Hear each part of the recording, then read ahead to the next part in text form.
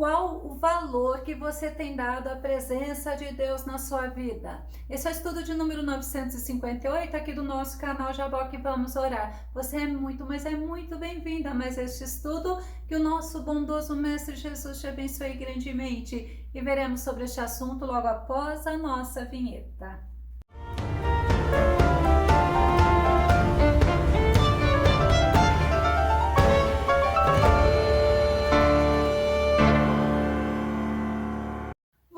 Já se perguntou qual valor você tem dado à presença de Deus na tua vida? Qual valor você tem dado ao Senhor?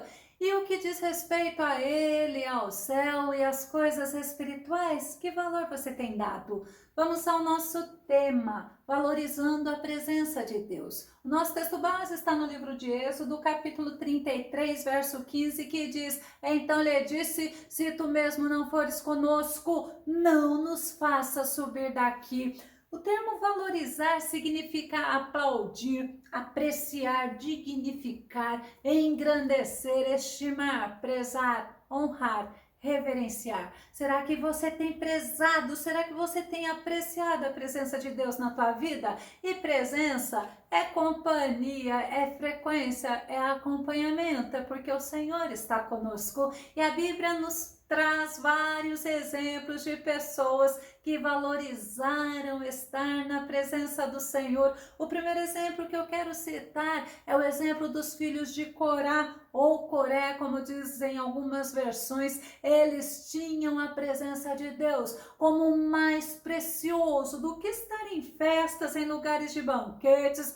lugares de riqueza e de luxúria. No Salmos 84, verso 10 diz assim: Pois um dia em teus átrios vale mais que 1000 em qualquer outro lugar. Estar recostado à porta da casa do meu Deus é melhor que morar nas tendas mais ricas dos ímpios. Para eles, estar vivendo em comunhão com o Senhor, estar na casa de Deus, buscando a presença de Deus, era a coisa mais preciosa. Segundo os estudiosos da Bíblia, esse Salmo 84 foi escrito enquanto os israelitas estavam vivendo lá no cativeiro da Babilônia, e os coraitas escreveram este salmo para fortalecer a fé, a esperança e também para animar os irmãos que lá estavam vivendo no cativeiro. O segundo exemplo de alguém que valorizou a presença de Deus, o salmista e rei Davi. Ele é um homem que valorizou a presença de Deus. Ele manifestou o desejo dele de estar na presença do Senhor, de estar no templo, que era o lugar aonde buscavam a presença de Deus. Salmo 27, verso 4 diz: Um anseio manifestei ao Senhor e sua realização buscarei, que eu possa viver na casa do Senhor todos os dias da minha vida, para contemplar a glória do Senhor e buscar sua orientação no seu templo. Lá no templo, na tenda da congregação, eles buscavam a presença, eles buscavam a orientação de Deus, porque lá estava a Arca da Aliança. Outra pessoa que a Bíblia nos ensina que valorizou a presença de Deus e não desprezou a oportunidade que ele teve foi Obed-Edom. Vamos relembrar a história dele. Este homem, ele valorizou a presença de Deus e foi ricamente abençoado pelo Senhor. Nos tempos do sacerdote Eli, houve guerra entre os filisteus e os israelitas. Os israelitas tinham sido feridos pelos filisteus e seus anciãos tiveram a ideia de levar a arca para o arraial, porque simbolizaria a presença de Deus naquela guerra, simbolizaria a vitória. 1 Samuel capítulo 4, verso 4, enviou, pois, o povo a Siló e trouxeram de lá a arca da aliança do Senhor dos exércitos, que habita entre os querubins, e os 2 filhos de Eli Ofni e Finéias estavam ali com a arca da aliança de Deus. Os israelitas festejaram, se regozijaram, gritaram de alegria. A Bíblia diz que a ponto da terra tremer, e em compensação os filisteus ficaram assustados, ficaram atemorizados. Eles conheciam a fama do nosso Deus. 1 Samuel, no capítulo 4, verso 7, o verso 8, por isso os filisteus se atemorizaram, porque diziam, Deus veio ao arraial, e diziam mais, ai de nós, tal nunca jamais sucedeu antes, ai de nós, quem nos livrará da mão desses grandiosos deuses? Estes são os deuses que feriram os egípcios com todas as pragas junto ao deserto, mesmo eles tendo medo, eles se motivaram, eles se animaram, eles se esforçaram e foram à peleja contra os israelitas. E sabe o que aconteceu na peleja? Os filisteus venceram e levaram a arca da aliança lá para a cidade de Asdod, colocaram a arca da aliança na casa do deus Dagon. Ela foi tratada como um troféu de guerra.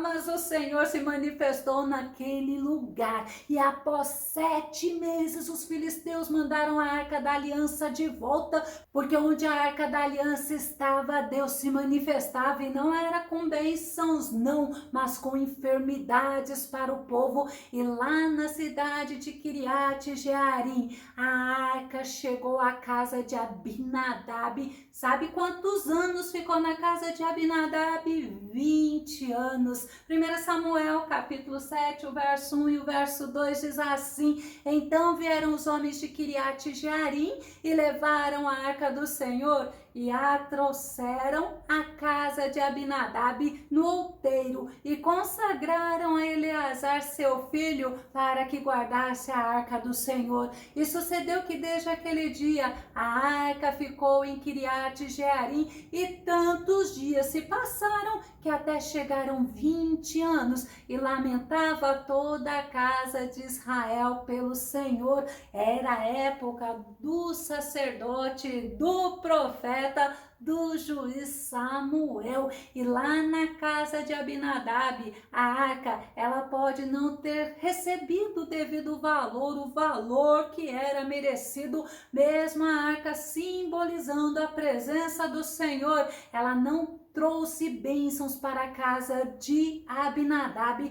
E infelizmente quantas pessoas têm a presença de Deus e não dá o devido valor, porque muitos se acostumam com a presença de Deus, muitos não apreciam a presença de Deus, muitos não prezam pela maravilhosa presença de Deus em sua vida.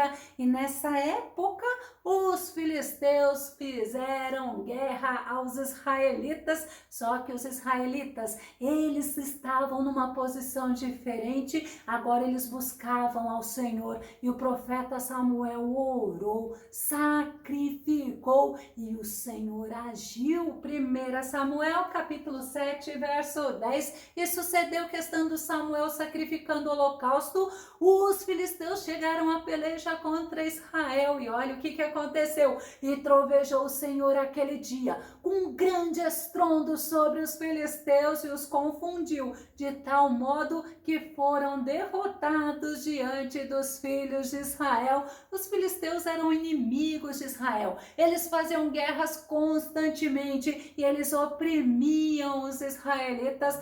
Quando Israel quis ser iguais às outras nações, eles quiseram um rei para que saísse à frente da batalha, como as outras nações faziam. Foi escolhido Saul, o primeiro rei de Israel. E durante o reinado de Saul, a arca permaneceu na casa de Abinadab. Mas, em compensação, no reinado de Davi, Davi quis trazer a arca para Jerusalém. 1 Crônicas, capítulo 13, verso 3. E tornemos a trazer para nós a arca do nosso Deus, porque não a buscamos nos dias de Saul. Eles buscaram a arca, eles colocaram a arca num carro carro novo de bois, assim como os filisteus levaram a arca até chegar lá em Kiriat Jearim. O rei Davi fez a mesma coisa, colocou a arca num carro novo de bois e o povo israelita se alegrou, festejou, sacrificou, mas no caminho os bois tropeçaram. E o que aconteceu? Uzá, ele estendeu a mão para segurar a arca e sabe o que o Senhor fez? O matou. Sabe por quê? Porque ele foi irreverente ao Senhor. Com a morte de Uzá, Davi ficou triste e Davi deixou a arca lá na casa de Obed-edom. A arca não foi para Jerusalém e Obed-edom fez diferente. Obed-edom valorizou a presença de Deus na casa dele e Deus o abençoou grandemente. 1 Crônicas capítulo 13, verso 14. Então a arca de Deus permaneceu durante 3 meses sob os cuidados da família de Obed-edom em sua própria casa. E Yahvé abençoou a família de Obed-edom e fez prosperar toda a sua propriedade. Obed-edom e a família de Obed-edom tiveram prazer de ter a presença de Deus com eles. E ele quis estar aonde a arca estava, aonde a presença de Deus estava, porque Davi, ele conseguiu levar a arca para Jerusalém. E Obed-edom, sabe o que ele fez? Ele foi estar junto à arca. 1 Crônicas capítulo 15, verso 16 a verso 18, Davi também ordenou aos chefes dos levitas que encarregassem os músicos que havia entre eles de cantar melodias alegres, oh glória a Deus, acompanhados por instrumentos musicais. Olha o valor. Sendo assim, os levitas escolheram vários homens, entre eles Zacarias, Beni, Jaziel, Miqunéias, Obed-edom e Jeiel, os porteiros. Obed-edom serviu ao Senhor como porteiro lá no templo. O importante não era a posição que ele estava tendo, o importante era que ele podia estar perto da presença do Senhor, junto à arca da aliança, perto do Senhor. Como Obed-edom é o exemplo de alguém que valorizou a presença do Senhor e foi muito abençoado por ele. Vamos nos lembrar do nosso texto base. Moisés está nos mostrando como ele valorizava a presença de Deus, pois Deus não queria ir com os israelitas. Esse é justamente o contexto do nosso texto base. Êxodo capítulo 33, o verso 2, o verso 3, a parte A que diz: eu enviarei um anjo adiante de ti e lançarei fora os cananeus, os amorreus, os heteus, os perizeus, os heveus, os jebuseus, a uma terra que mana leite e mel. Deus estava falando para Moisés que o próprio Deus, a presença do Deus não estaria com os israelitas, mas que um anjo estaria. E Deus estava falando para Moisés que Deus entregaria aquele povo ou aqueles povos nas mãos dos israelitas, porque a vitória era garantida. E nós vamos ver que Deus, o nosso Deus misericordioso, maravilhoso, soberano, Deus disse a Moisés o porquê. Vamos conferir? Êxodo capítulo 33, o verso 3, a parte final que diz: porque eu não subirei no meio de ti, porquanto és povo de dura cerviz, para que te não consuma eu no caminho. O Senhor falou que o povo de Israel eram pessoas insubordináveis, pessoas teimosas, pessoas insubmissas, eram rebeldes, desobedientes e eram resistentes a seguir as orientações do Senhor. Povo de dura cerviz, um povo que queria viver segundo seus próprios desejos e segundo seus próprios caminhos. O nosso Deus, a Bíblia nos ensina que ele é amor, ele é paciente em irar-se, mas também a Bíblia nos ensina que ele é justiça. Um atributo de Deus,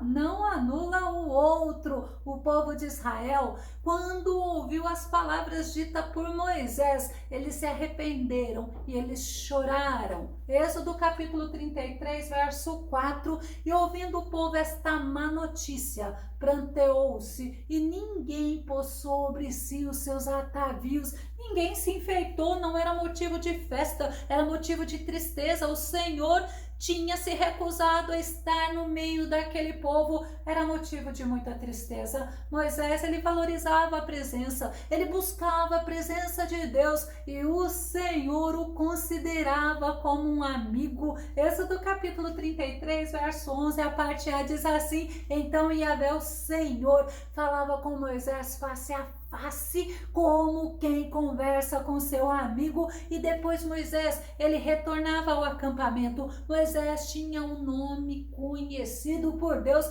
Deus conhecia o nome de Moisés. Deus conhece o teu nome. Deus conhece a tua dificuldade. Deus conhece a tua tristeza. Deus conhece tudo que diz respeito a você. Deus, ele quer te chamar de amigo. Deus, ele quer que você saiba que ele está contigo. Mas você tem valorizado a presença dele na tua vida? Moisés tinha o nome dele conhecido por Deus, e devido ao fato do povo ter entristecido ao Senhor, Moisés estendeu a tenda da congregação para fora do arraial. O Senhor, ele é fiel, e onde lá no arraial Moisés falava com o Senhor e Moisés retornava. Mas a Bíblia também nos mostra que Josué, ele valorizava a presença do Senhor, e a Bíblia ainda nos diz que ele não se ausentava da tenda, ele não se ausentava do lugar onde estava a presença do Senhor. Êxodo capítulo 33, o verso 11, a parte B, que é a parte final, diz assim: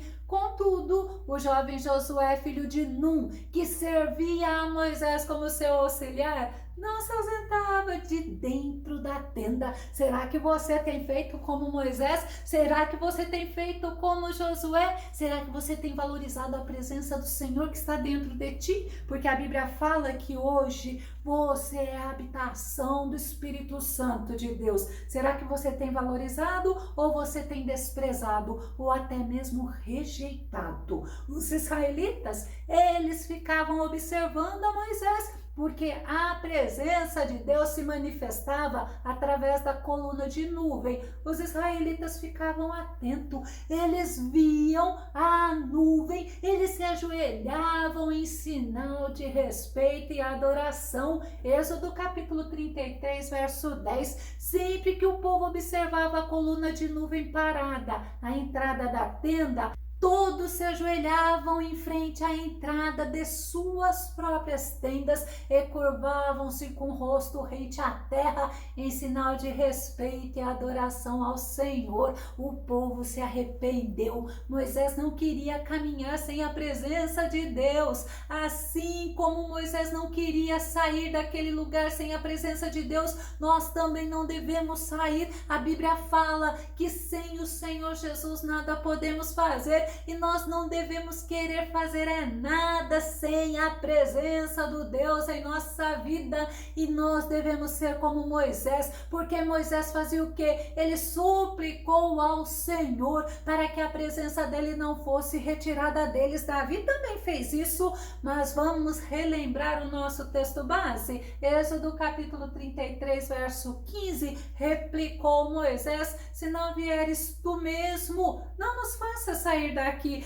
É Deus que Moisés queria que estivesse com ele. Quantas pessoas estão trocando Deus por bens materiais? Quantas pessoas estão trocando Deus por homens, por ídolos, por coisas terrenas? Mas Moisés, ele valorizou a presença de Deus e ele falou: Deus, se tu não vieres conosco, nós não queremos anjo, nós queremos é tu mesmo. Se não for, não nos faça sair daqui. Ele sabia o valor real da presença de Deus na vida dele e na vida do povo israelita. Êxodo capítulo 33, o verso 16 diz assim: como se saberá que eu e o teu povo poderemos contar com teu benefício se não nos acompanhares? Quem mais poderia distinguir-me e a teu povo de todos os demais povos sobre a face da terra? Olha que fala preciosa. Olha como Moisés valorizava e reconhecia a importância da presença de Deus,